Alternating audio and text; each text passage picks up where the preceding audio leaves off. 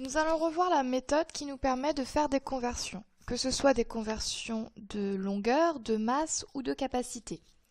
La première étape pour pouvoir convertir 50,3 décigrammes en grammes est de remplir notre tableau de conversion.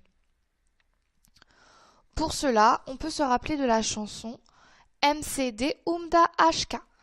On commence par la droite, MCD, étant pour l'unité, ici c'est les grammes, mais on peut mettre mètre ou litre, DA, HK.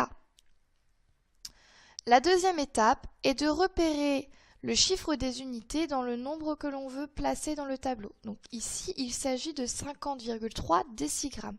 Le chiffre des unités est le chiffre placé à gauche de la virgule. Ici, c'est 0. Ce chiffre, qui correspond à l'unité mathématique, nous le plaçons dans la colonne de l'unité physique du tableau. L'unité physique étant décigrammes, puisque c'est ce qui suit 50,3.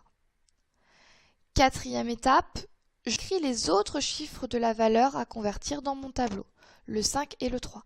Attention, je ne place surtout pas la virgule lorsque je mets le nombre dans le tableau. La virgule ne se mettra que quand on lira le résultat. Cinquième étape. Je vais placer la virgule à droite de la colonne de l'unité physique dans laquelle on doit convertir. Je veux convertir en grammes, donc je mets ma virgule juste à droite de la colonne grammes. Je peux alors lire le résultat, 50,3 décigrammes est égal à 5,3 grammes.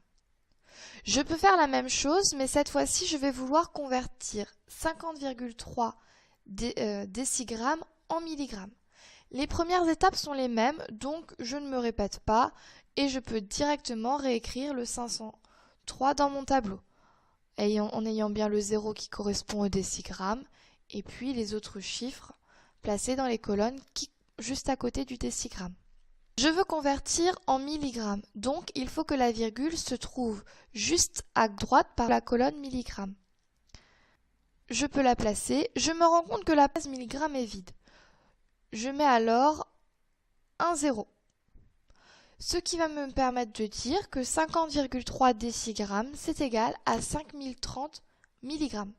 Je ne suis pas obligée de réécrire la virgule puisqu'il n'y a aucun chiffre qui suit. Je vais faire la même chose avec 95,65 grammes que je vais convertir en kilogrammes. Je repère le chiffre des unités. Le chiffre des unités est celui à gauche de la virgule, c'est donc 5. Ce chiffre des unités, je le place dans la colonne de l'unité physique qui correspond. 95,65 grammes, le 5 est dans la colonne grammes. Je place alors les autres chiffres. Il ne me reste plus qu'à mettre juste à droite de la colonne kilogramme ma virgule.